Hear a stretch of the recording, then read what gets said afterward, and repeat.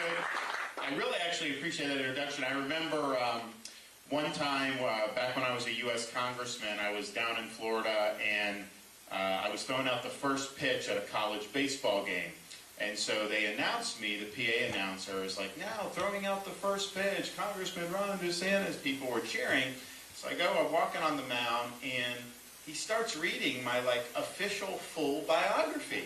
And so I'm like, okay, so I'm on the mound, the catcher's sitting there squatting, and he's just reading, and I'm like, am I just going to make everyone wait and kind of sit through this biography? I'm like, no. So I kind of waved him off. I was like, hey, just cut it off, reared back, threw a perfect strike. Everyone starts cheering, whatever.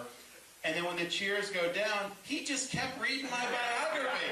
And I was like, I didn't actually think anything of it. It turns out somebody videotaped that. And when opening day happened the next year, someone did a ranking of the top 5 first pitches by elected officials and the worst 5 first pitches by elected officials. The worst, you guys have probably seen some of these guys that don't do very well. The best, though, were, the number 1 was George W. Bush at Yankee Stadium after 9/11, which is a good strike.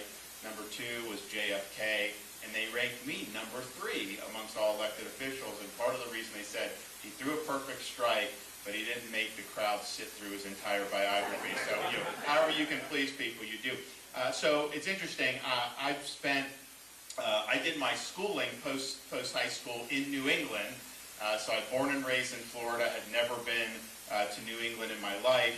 I was a baseball player growing up in Dunedin, Florida, which is the spring training home of the Toronto Blue Jays, and a great place to grow up if you like baseball. Just a blue-collar kid.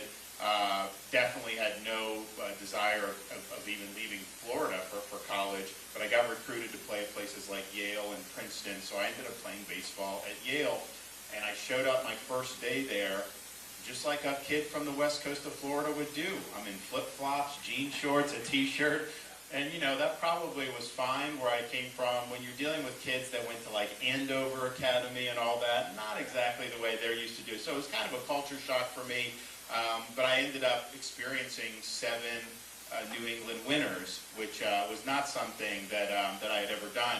So now we have kids 6, 5, and 3, my wife and I, and they have never seen snow in their lives.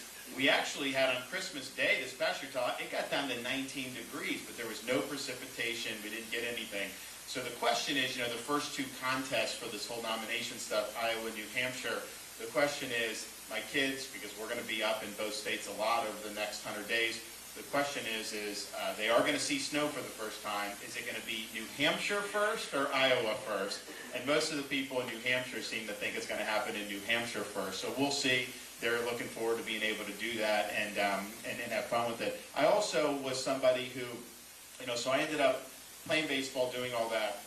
I ended up going to Harvard Law School. And I was somebody that was blue-collar growing up. My mom was a nurse. My dad worked for Nielsen TV ratings. Back then, they had to put the box on the TV set for all the families to generate the ratings, so he did that. And, I was working minimum wage jobs to get through college, doing all this stuff. And so I go there, and, I have an opportunity to start making more money, but this was after 9/11. So I volunteered to serve in the Navy, and I volunteered to deploy to Iraq after that. So literally, I went from Harvard to Fallujah within 2 years of doing that. The only guy probably in that whole theater who could say that they did that, or not very many who could say that. But that showed me a lot of some of the issues now that we see going on with the terrorism. We were in western Iraq, places like Fallujah, Ramadi. You had Al-Qaeda in Iraq was wreaking havoc at the time.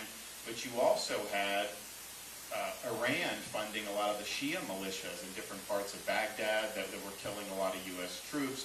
So I got to see that. I also did some time at the terrorist detention facility in Gitmo, some of those people that were there, like Khalid Sheikh Mohammed.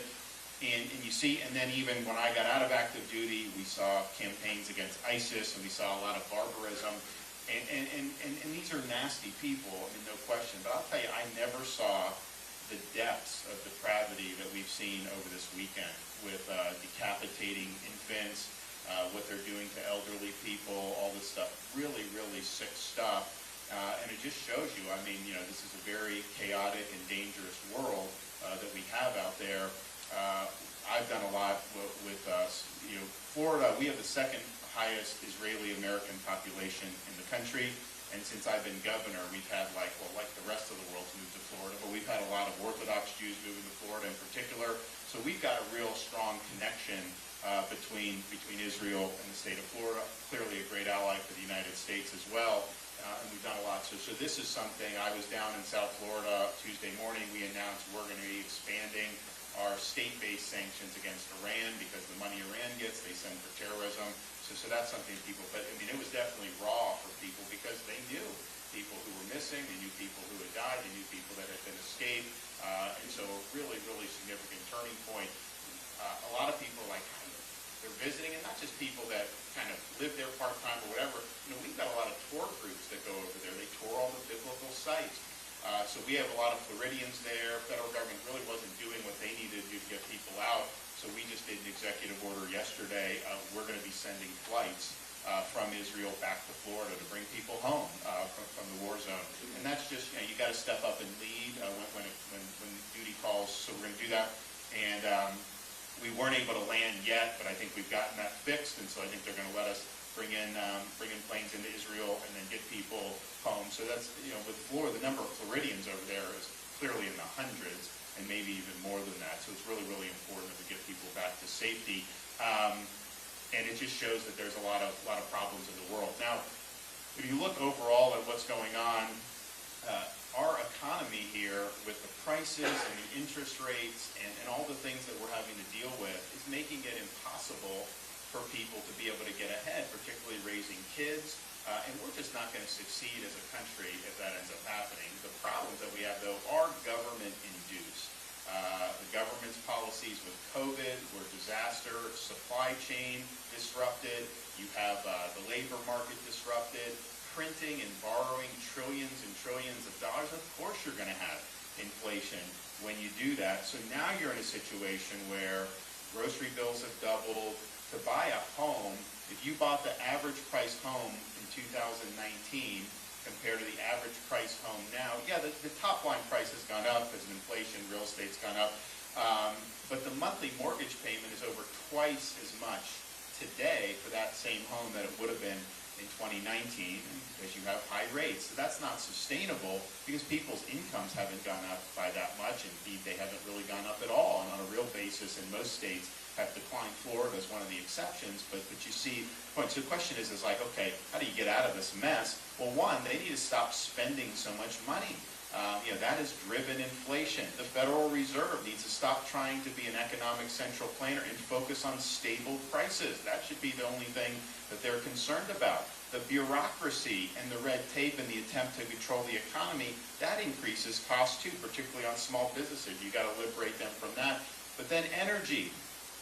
We need to use our own domestic energy. We should be the dominant energy producer in this world. That'll be lower gas prices for you. It'll be lower prices for other things because that impacts everything that goes on in the economy, and it's going to be good for jobs and industrial base, but it'll be good for our national security. The people that do us harm want us to turn our back on our own domestic energy. When we are energy dominant, that hurts Iran, China, Russia, Venezuela. So from a national security perspective, it's a no-brainer. So we will do that, and we'll make sure we're able to get it.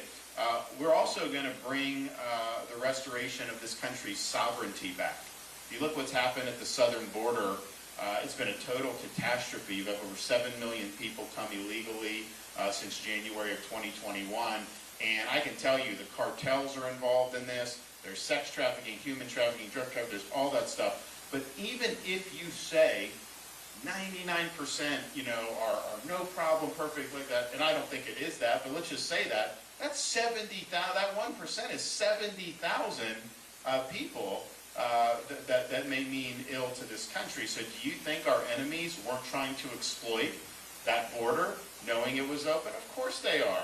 And I've said before the whole Israel-Hamas situation, I said, and I hope I'm wrong, but I said I would bet that there would be a terrorist attack in this country that we'll be able to link back to someone coming across the border. You have people from Iran, China, Russia, the Middle East. They're coming across. It's not just people from Central America. So we're going to stop that on day one. We'll declare it a national emergency. I'll have military at the border.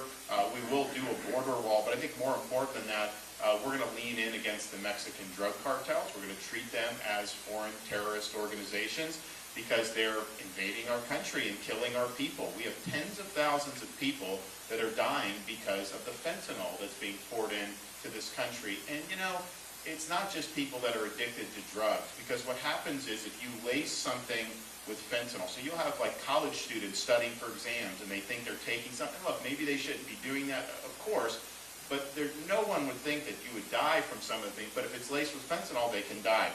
We had a situation in Florida, 18-month-old baby is on the carpet crawling on an Airbnb rental, happened to have fentanyl residue on the carpet, ingested, and the baby died from fentanyl overdose. What is that? I mean, what do you do as a parent, you know, just crawling on the carpet and that happens? So this is just going on, and the people in D.C., they basically just shrugging their shoulders. It's not something that they care about.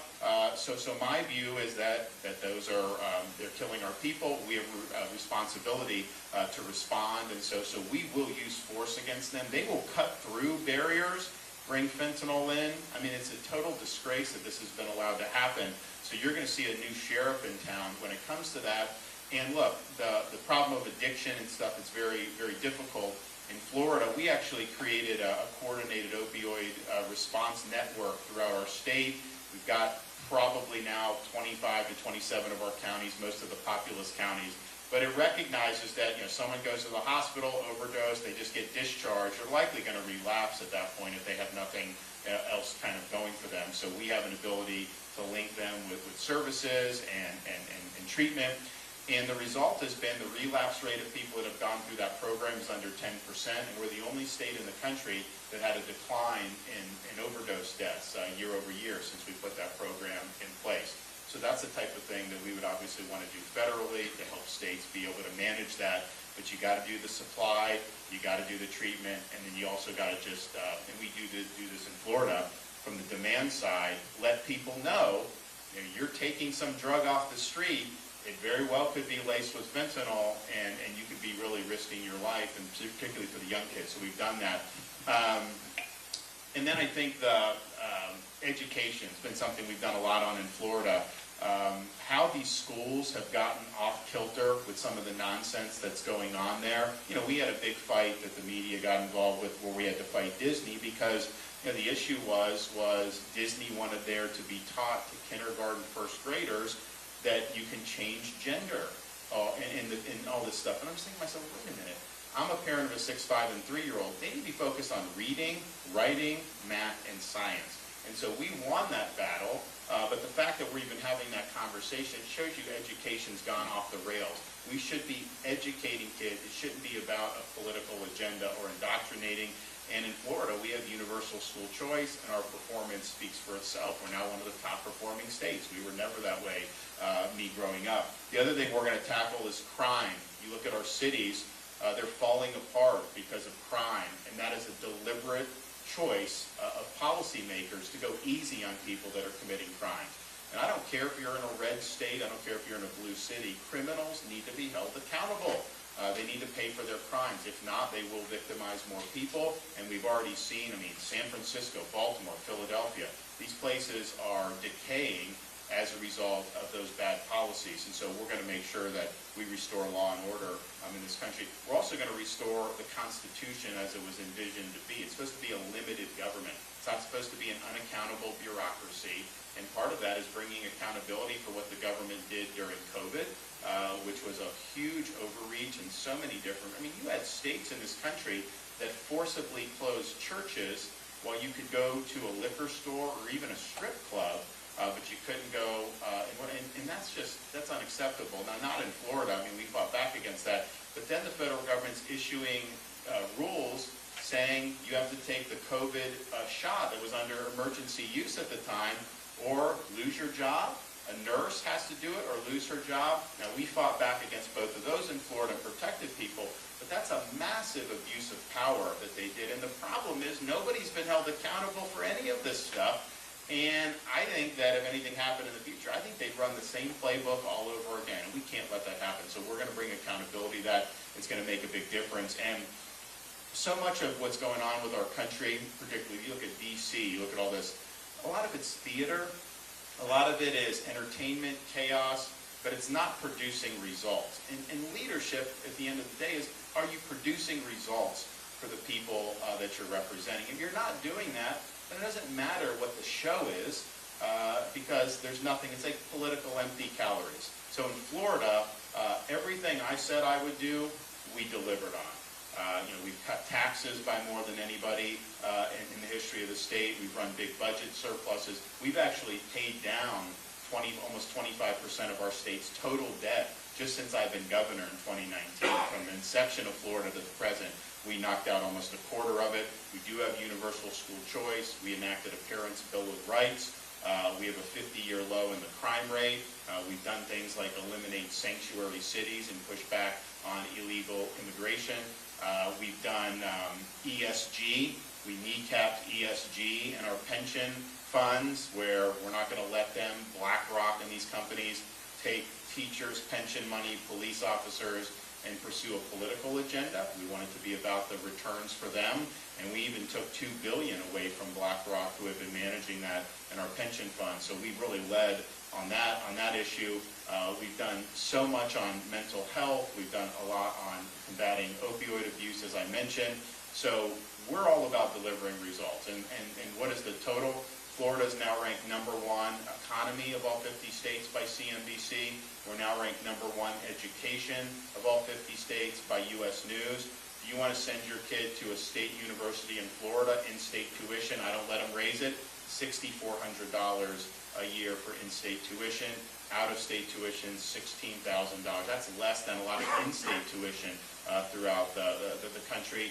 Of course, we have no income tax, which I know people in New Hampshire appreciate, 50-year low crime rate. And so #1 for new business formations and #1 for net in-migration and #1 fastest growing state over the last year. So that ultimately is it all about. I mean, are you providing opportunities for people? Are people able to be in your state and do well? Do people want to move their businesses there?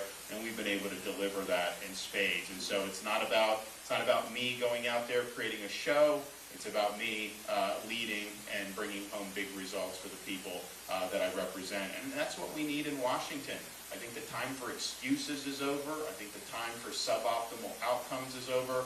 I'm not running for president because I want to just manage the decline of this country. I want to reverse the decline. I want to restore what's great about America, and we want a new birth of freedom throughout the land. So we'll be able to get that done. Happy to take any questions. For those of you who participate in this New Hampshire primary, I want your support. I promise you I'll be a great nominee. I'll be someone you could be proud of, and as president, we won't let you down. Thanks. I'm happy to take any questions.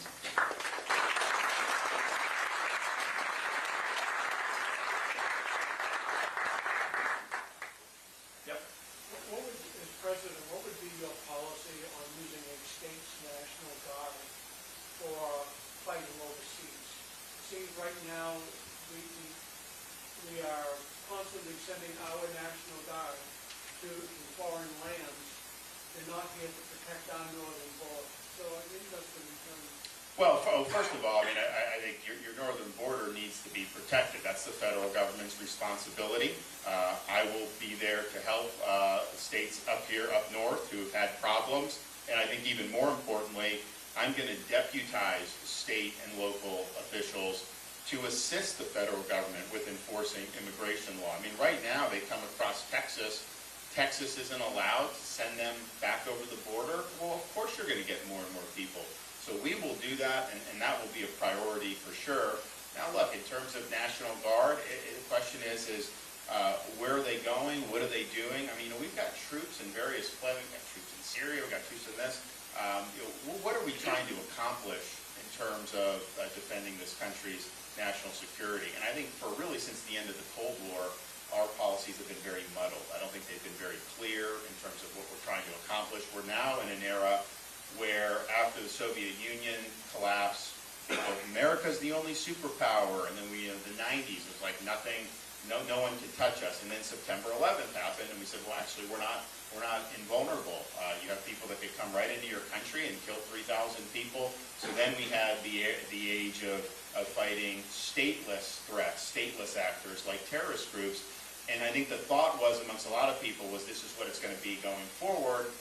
And what's happened in Israel with Hamas should show you terrorism clearly isn't gone, and that's something that we will contend with. But we do have this great power rivalry that has emerged with China. And how are we able to check China's ambitions? Because if China is the world's leading superpower, if they eclipse us economically and militarily, you will feel that as an American. I mean, it will change how this country operates. And so my view is you need more hard power to check them. I don't know that that means you send National Guard. I think like we have forces already around the world. I would have more forces in the Indo-Pacific. I'd have more ships that we need to build and send to the Indo-Pacific to deny them the ability to realize their ambitions. But that is tied to a very concrete national objective of not being surpassed by, because if they control commerce in the Indo-Pacific, they already have a lot of influence on our society now. I mean, you see what happens, like a Wall Street executive will say something about China, they get mad, they got to come out and grovel, they got to apologize. The NBA, you can't even say anything bad.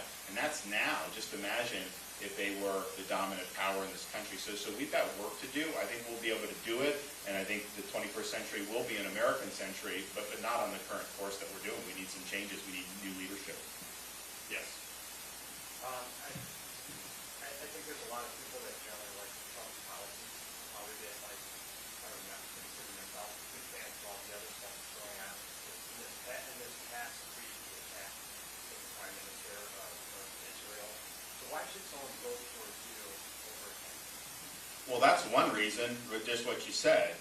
I've actually delivered better on America First policies than he did, because I've delivered on 100% of my promises. He did not. You know, he said he was going to drain the swamp, and I appreciated that. He did not drain the swamp. It got worse. He also said that he was going to build a wall and have Mexico pay for it, which I supported, and that didn't happen. And now he was in Iowa recently, and he said, well, there was never any mechanism where he could make Mexico pay. He's like, you can't just tell him to pay. That's not what he was saying in 2016. I was at those rallies. I remember. And said, but here's the thing. He actually could have done that. Yeah, Mexico's not just going to pay you money, of course, but you could impose fees on remittances that people send back to Mexico and Central and these other. You'd raise billions of dollars. You could easily do that. I will do that. That'll be billions of dollars where you can actually get that done. So I think that some of the things that you say you don't like, I think that's part of the reason some of the other things didn't get done. I mean, you know, why would I want to alienate anyone unnecessarily? Like, if I take a strong position and you disagree with me, that's fine. That's what leadership is. But to go out and just take potshots at Netanyahu in a time of war right now, I don't see where that's very productive. And you got to be, as a chief executive, whether it's governor or president, you got to be disciplined. You got to be focused. All the stuff that I think we want to see for this country to get it back on track, there's going to be a lot of people that are going to fight you on that. If everything becomes a sideshow, if we have all this constant drama and chaos in the background, that detracts from your ability to actually get the job done. I think it's also important that if you want to see changes in this country, that you nominate somebody that has a good chance to win. And you look at Florida, he was able to win Florida by 3 points. I won it by 20 points. Why? Because some of those voters who were supportive of me and thankful for what we did, they just won't vote for him. And there's a lot of people in this country that just are not going to go there. We saw it with the midterms. And so we just have to be honest about that. The other thing is, even if somehow he could win, he's a lame duck on day one. How is a lame duck president going to be transferred? We've never had that happen in all of American history. And so I think you need somebody that can serve 2 terms, because you do things and then you got to implement them, and then they need to stick.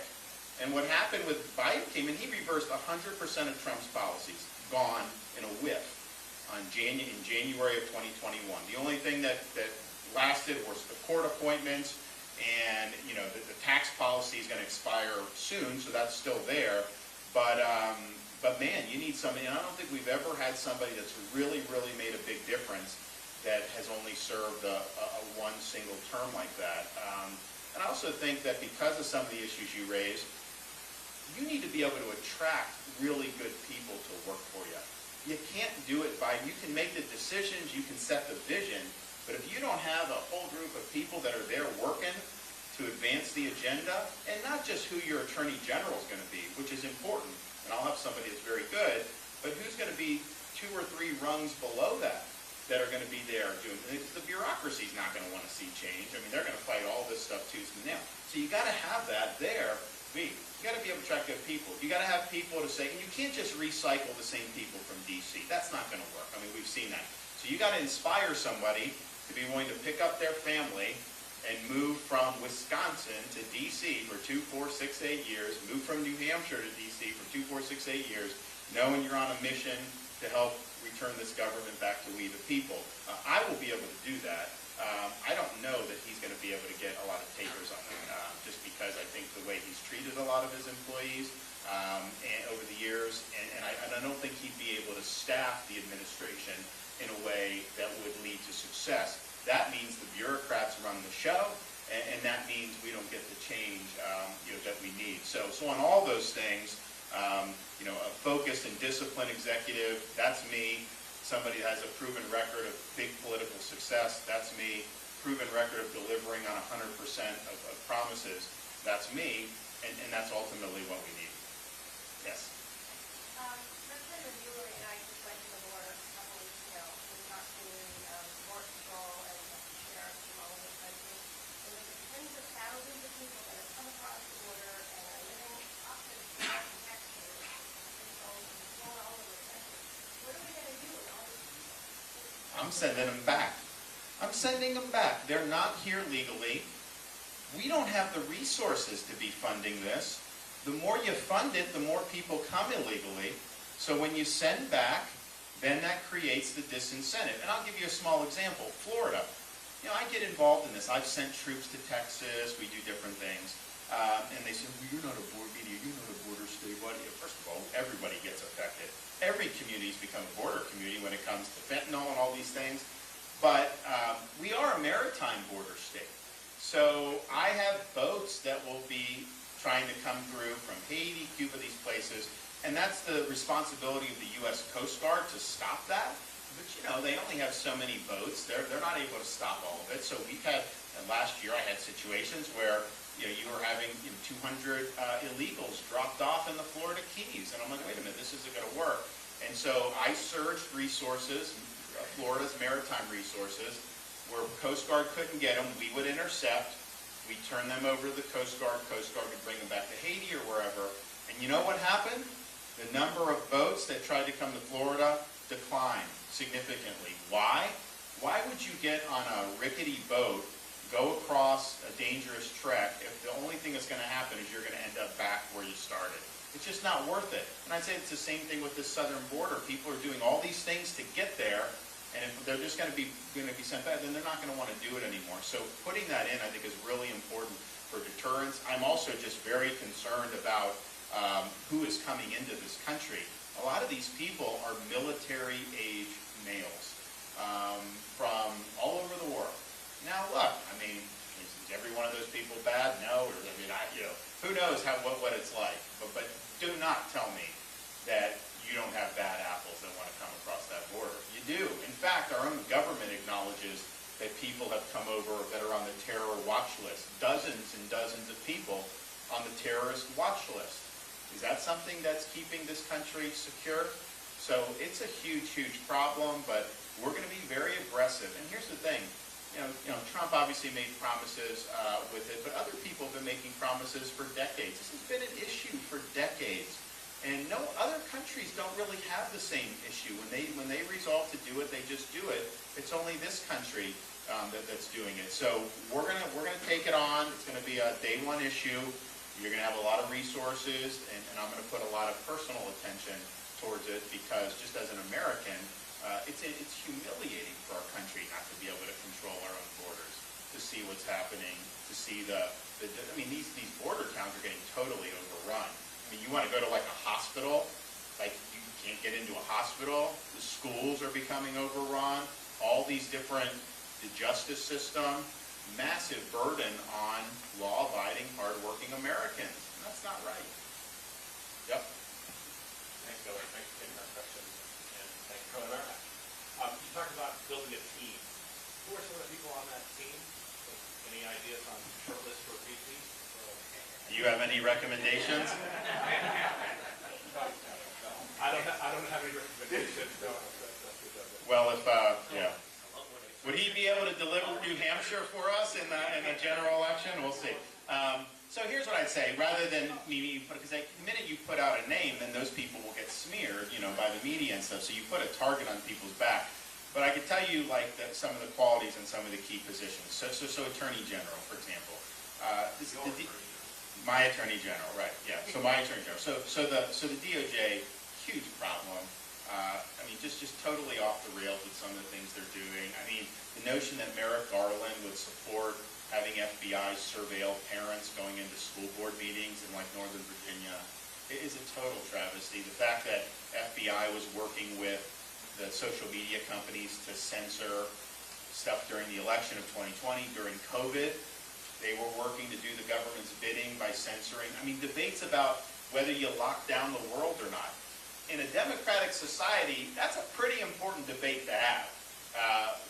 What are you going to accomplish by locking down? And what are the harms of that? What are the counter arguments? They just short-circuited that. If you put up things online about that, they would take it down back in March of 2020. You raise questions about schools or mask mandates, they take it down. So it was a massive abuse of power. Government basically orchestrating these tech companies to do that. That's, by the way, a violation of your First Amendment rights, because a private business, can be a publisher and put what it wants, but if they're acting at the behest of the government can't do indirectly what it's prohibited from doing directly under the Constitution. So you go into there, it's a huge problem. So you have somebody that every time you're taking action to right the ship, there's going to be big-time blowback. Media is going to attack you. The entrenched bureaucrats are going to attack you. And so the question is do you have the backbone necessary to know that that's just the price of leadership, or are you somebody that's going to go to Washington and try to be liked by the powers that be there? Let me tell you, Washington has gotten where it is because Washington looks out for itself. It puts itself over the interest of the American public. How else do you rationalize that 5 of the 8 wealthiest counties in the United States of America are suburbs of Washington, D.C.? How did that happen? It happened because the political class and how they've done it. So you're going to face a lot of blowback, and you just got to be willing to know that that's kind of confirmation that you're doing the right thing when you get this. Not everyone's wired like that. Some people just don't like. I mean, it's tough. You are going to go through the ringer. But the question is it worth it to right the ship of this country? There's a lot of people that have done a lot more to sacrifice than anything we have to do by just, taking arrows. Like, I get arrows. I mean, I get constantly attacked. I've been attacked more than any other candidate combined in terms of, media, spending, negative ads, all this other stuff. It just goes with the territory. You got to do it. And so, example that I have from Florida, our Surgeon General in Florida is a guy named Dr. Joseph Ladapo. I brought him in from UCLA. He was in March of 2020, like one of maybe a handful of people saying, locking down the country isn't smart, forcing people, to wear masks isn't smart, kids need to be in school, all this stuff. And so I brought him in, I said, listen, you're going to be the only Surgeon General of all 50 states, most likely, that's going to be willing to go out and take those positions. And he's been vindicated on all of them, by the way.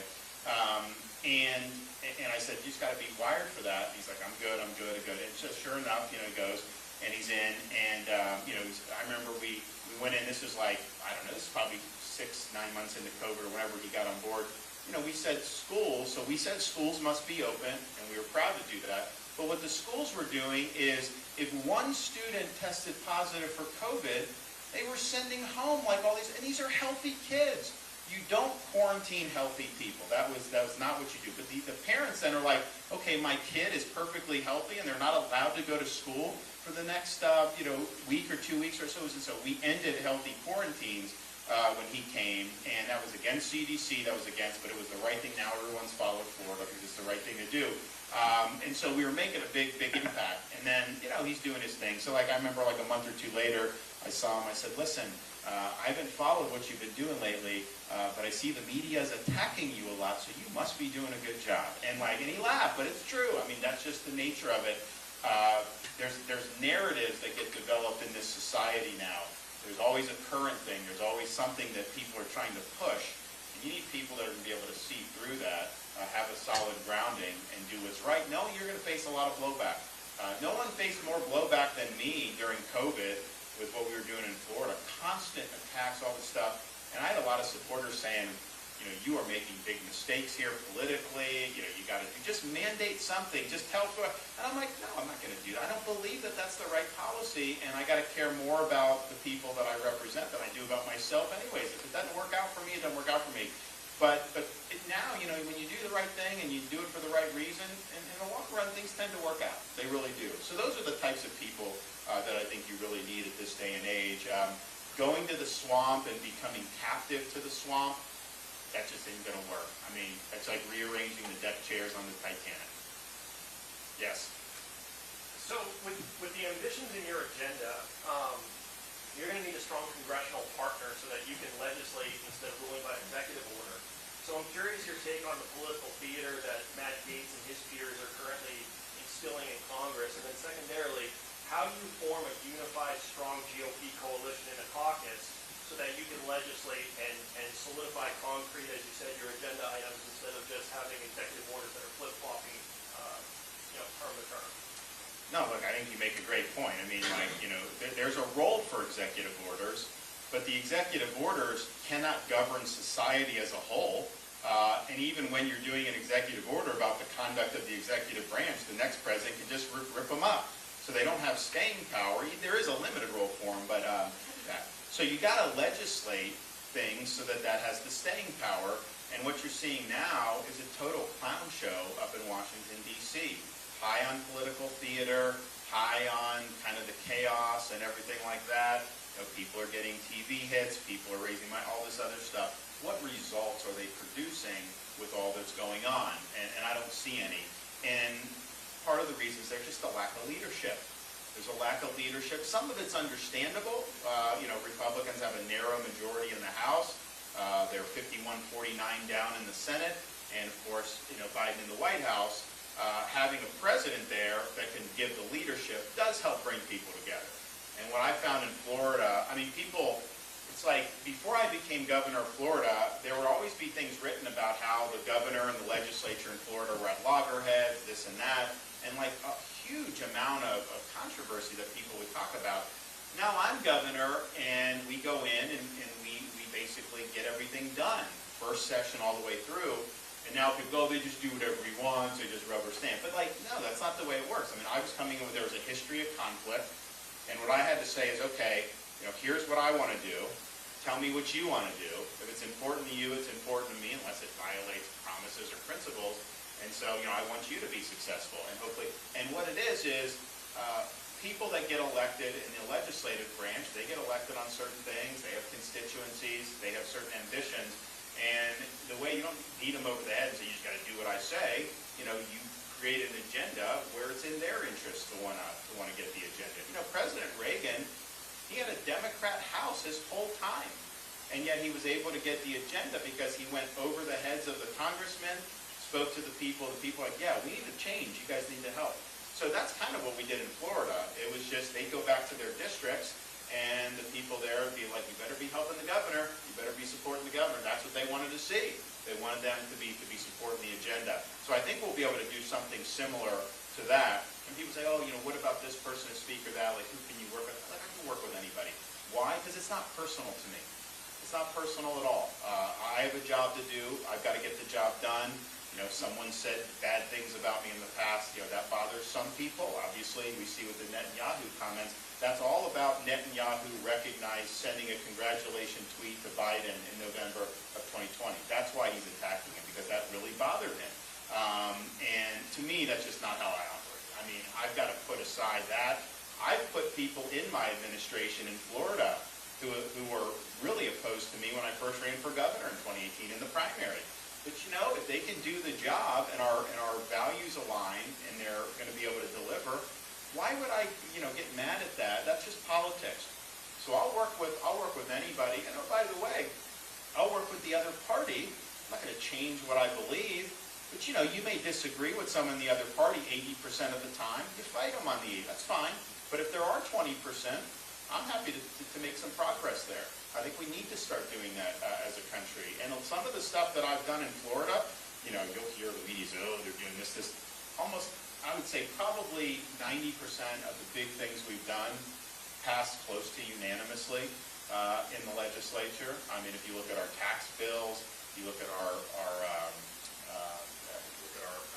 environmental stewardship, you look at some of our criminal jobs. I mean, a lot of this got really big support.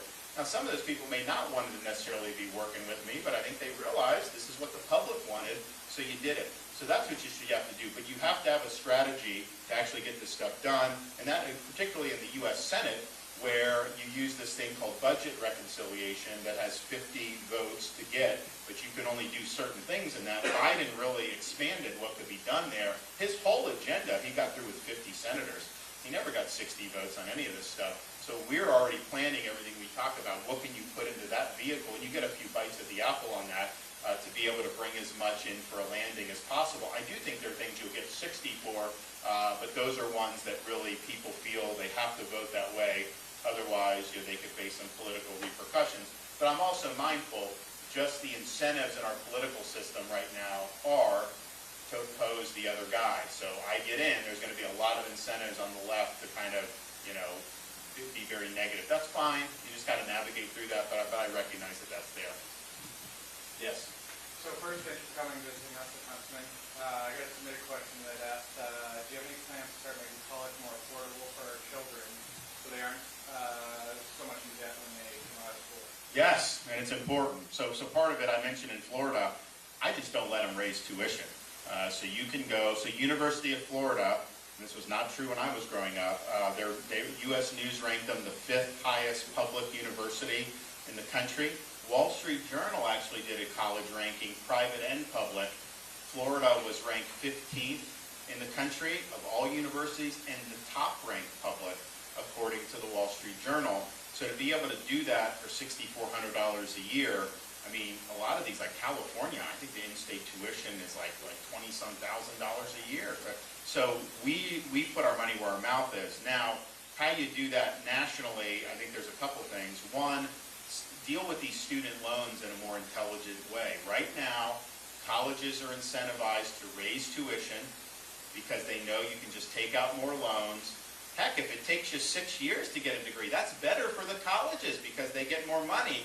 Those incentives are totally wrong, so we're going to flip those on its head by saying any loan money is ultimately going to have to be backed by the universities themselves. So you're going to have an incentive to graduate people on time, focusing on programs that really, really matter. This zombie studies, all this nonsense that's out there, look, if that's what you want to do for your life, fine, but we can't be saying that we should be subsidizing that in ways that are causing tuition to go up for everybody else. So I think what you'll see is the colleges say, okay, well, I got to produce people that can do. They're not going to have an unlimited amount of money that they keep raising tuition. They're going to change how they operate in terms of the courses that they're offering. And I think the incentives end up getting better. I also think states should, and we're going to work on ways to incentivize this, there should be an ability to obtain a degree without having to go into debt. I mean, maybe you have to work a part-time job or something like that during the school year, but you should be able to do it without going into any debt. There's got to be some avenue to be able to do that. And then the final thing I'll say is we need to stop acting like a 4-year brick and ivy university is the only way you can be successful. It is one way, and it's a good way for a lot of people, but if you look at the number of degrees that have been churned out in this country over the last 30 years, because when I was growing up, they said, you got to get that degree. If you don't get the degree, you're not going to be successful. The reality is we've had a lot of people go to college who probably shouldn't have gone. They go into debt. They drop out without getting a degree at all. Then we've had other people that have gone through the motions, gone into debt, have degrees that really aren't worth very much. And so you have a lot of people, and then, look, if you end up working in a job you could have out of high school after going debt and all this, that is not optimal for society. But it was almost like skilled trades and vocational pursuits were frowned upon. As if somehow that means, what, you're not better than some of these? I can tell you right now, in Florida, we do vocational in middle school all the way through high school. We graduate kids with certifications in welding and aircraft mechanic, all this stuff. And they're making really good money right out of high school, and eventually you're able to do a lot of stuff. So is that person somehow lesser than somebody that went $100,000 in debt and has that degree in zombie studies? I don't think so. So part of it is just saying there's more than one way to pursue successful careers. And what I've seen is the students who get trained up in like electrical and stuff, because Florida's a growing state, so there's more and more need for this. These guys do that for 4 or 5 years, and then they start their own companies.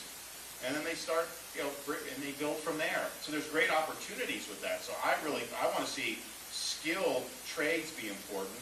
If we want to bring back manufacturing from China, part of that is the tax policy, all this other, for sure. You got to incentivize that. But businesses are going to be able to invest more here if they know that they have a skilled workforce that they can rely on. So we're going to work really hard to go. You're going to be able to do that much cheaper than you're going to be able to do for the colleges and universities. And then finally, I just because it's in the news, like, when I see like these Harvard students out, celebrating Hamas, it's like, okay, they're decapitating babies, they're raping women, they're doing all this stuff. Is that really the best thing to be doing, to go out and to be cheering that? And yet you have all these Harvard student groups, some of these other student groups signing letters saying that this is great and all this other stuff. And, honestly, it's embarrassing for our country, but there is definitely a sickness in academia that I think has been on display here.